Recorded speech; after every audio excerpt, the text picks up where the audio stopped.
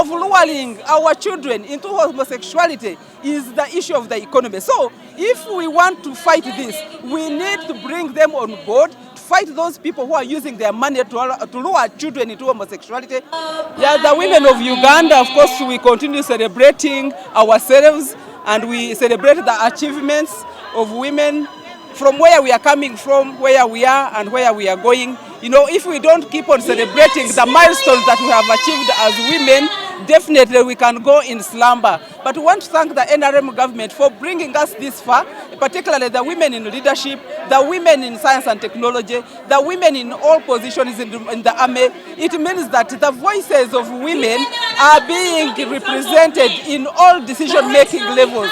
And for us, that is most important, because when the voices of women are represented everywhere, it means that even that woman who cannot reach that level is represented. And for us as women, we want to thank His Excellency for supporting us as women and even for bringing women to the highest levels.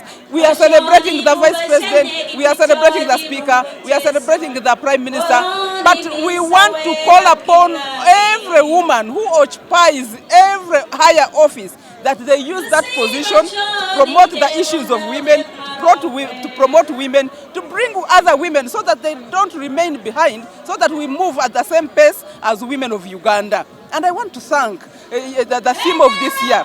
You know, government of Uganda has promoted science and technology, and we see scientists are benefiting a lot. If as women we are not strategic to be in this, to be scientists, we are going to bring disparities in income, because we are going to find men being paid highly and then we stay behind. We remain as clerical officers. So as women of Uganda, we should now start sensitizing our girls right from the family, by the way, primary up to the university, to encourage them to start taking sciences, such that we don't lose out the opportunity that the country is focusing at. You know, we are sitting on a time bomb as parents. If we don't come out strongly as leaders to rebuke, to make sure that we strongly bring our children on board to fight homosexuality. This homosexuality is not going to be fought by leaders only if the parents are not involved. We need to talk to our children, both boys and girls. By the way, when you are talking about homosexuality, both sexes are, involved. And the issue of luring our children into homosexuality is the issue of the economy. So if we want to fight this, we need to bring them on board, fight those people who are using their money to lure children into homosexuality.